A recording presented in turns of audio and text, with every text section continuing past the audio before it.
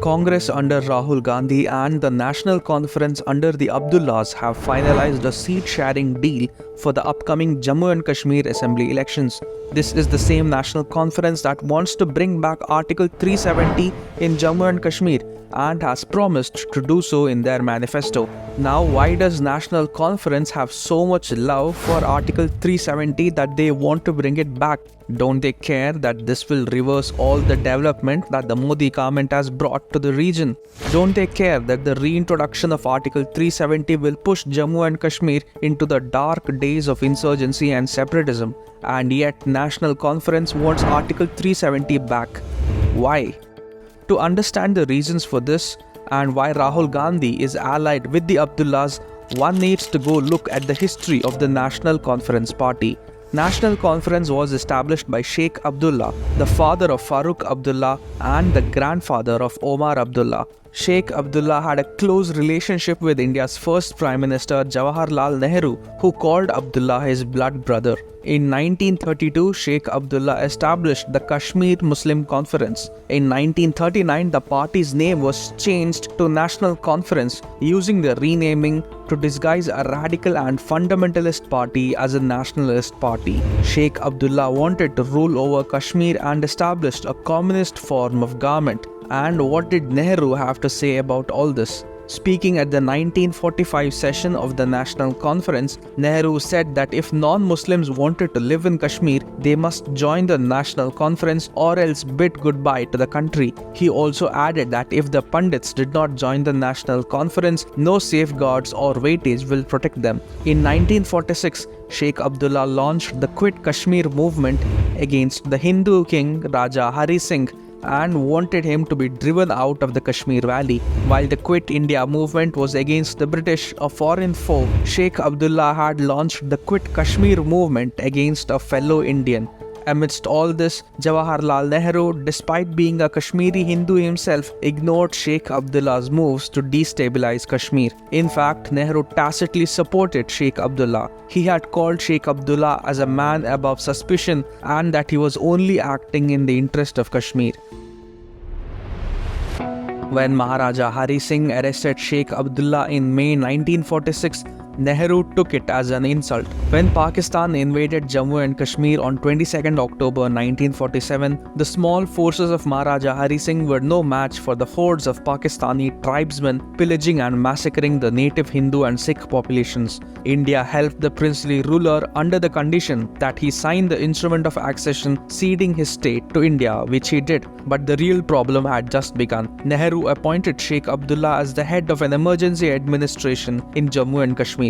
After a ceasefire between India and Pakistan in 1948, Nehru took the matter of Jammu and Kashmir to the UN, allowing the dispute to fester for years. Nehru further gave in to Sheikh Abdullah's demands, which meant the introduction of Article 370 and 35A, ultimately resulting in the incomplete integration of Jammu and Kashmir into India. It was around this time that Shyama Prasad Mukherjee saw Article 370 as a threat to national unity and had spearheaded a movement for its abdication along with Jammu Praja Parishad and Hindu Mahasabha. Shyama Prasad Mukherjee had famously said, "Ek desh mein do vidhan, do pradhan aur do nishan nahi chalenge," meaning that one nation can't have two constitutions, two prime ministers and two national emblems. But Sheikh Abdullah rejected these demands and started communalizing the issue. While crossing into Kashmir in 1953, Shyama Prasad Mukherjee was detained by the Jammu and Kashmir police and he died under mysterious circumstances in police custody. And under whose control was the Jammu and Kashmir police at that time? Sheikh Abdullah, who was the Prime Minister of Jammu and Kashmir. More than a month after Shyama Prasad Mukherjee's death, Sheikh Abdullah was dismissed and arrested in the 1953 Kashmir conspiracy case for advocating separatism. He was released after more than 10 years in 1964 under conditions that he wouldn't advocate separatism again. But he broke his word and started Islamizing Kashmir. He changed the names of about 300 places in Kashmir to Islamic names. He delivered communal speeches in mosques, fanning separatism among the Kashmiri populace. Sheikh Abdullah was arrested again in 1965 during the term of PM Lal Bahadur Shastri to prevent him from taking part in elections in Kashmir, but the 1975 Indira Sheikh Accords allowed the latter to re-enter Kashmiri politics and become the chief minister. This policy of fanning separatism, coaxing terrorists and triggering unrest as a means of blackmailing the Indian government continued under the subsequent rule of his son Farooq Abdullah and his grandson Omar Abdullah. Successive Congress governments at the centre turned a blind eye to the goings-on in the region and were apathetic towards preserving India's territorial integrity and sovereignty. Farooq Abdullah, who took over as Chief Minister of Jammu and Kashmir in 1982, had even visited POK, where he shook hands with JKLF, the frontal organization that carried out terror operations in the valley. His son Omar Abdullah met with then Pakistani President Pervez Musharraf one-to-one in Islamabad, which was the first time that a mainstream Jammu Kashmir politician met with the Pakistani establishment. When the film Kashmir Files was released, the very same Omar Abdullah had whitewashed the anti-Hindu and anti-Pandit nature of the Kashmir insurgency, saying that lies were projected in the film and that many Muslims and Sikhs also migrated from Kashmir.